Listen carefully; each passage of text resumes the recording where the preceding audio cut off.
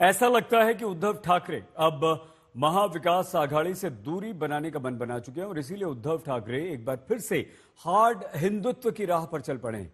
उद्धव ठाकरे ने कहा है कि वन नेशन वन इलेक्शन से पहले मोदी सरकार को हिंदुओं के मुद्दों पर ध्यान देना चाहिए। उद्धव ने पूछा कि क्या उनका हिंदुत्व केवल चुनाव तक ही सीमित है।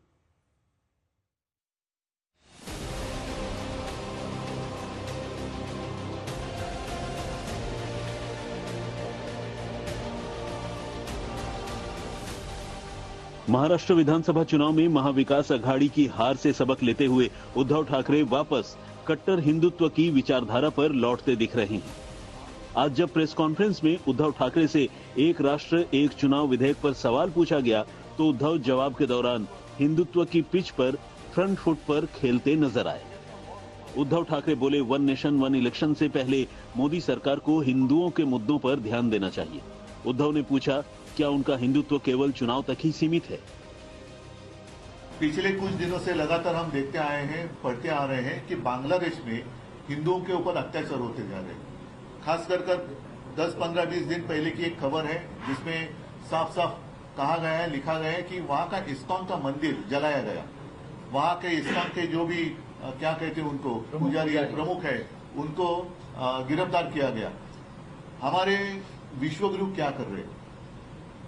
पिछले 2-4 महीनों से वहां हिंदुओं के ऊपर अत्याचार चल रहे हैं। वहां से शेख हसीना जी यहाँ अपने देश में आई, ऐसे मैंने सुना था, पढ़ा था। वो तो सुरक्षित है, लेकिन बांग्लादेश में हिंदू असुरक्षित है। तो जिस मोदी जी ने यूक्रेन का वॉर रुकवा दिया था, तो वो हिंदुओं के ऊपर अत्याचार जो हो रहे हैं वो क्यों नहीं रुकवाते? क्या कहने वाले आप, क्या भूमिका लेने वाले हैं? पता चलने तो इस देश के हिंदू जो है देख रहे हैं कि हमने वोट किया उनको, आपको वोट किया है कि हमने आपको आपने बताया था कि बटेंगे तो कटेंगे, इसलिए तो वोट किया। तो बांग्लादेश में हिंदू काटे जा रहे हैं, आप क्या करने वाले हो बताओ। दरअसल बीजेपी उद्धव पर लगातार आरोप लगाती है कि उन्होंने बाला साहेब की हिंदुत्व की विरासत को मिट्टी में मिला दिया, क्योंकि वो सत्ता के लालच में कांग्रेस के साथ गठबंधन कर बैठे।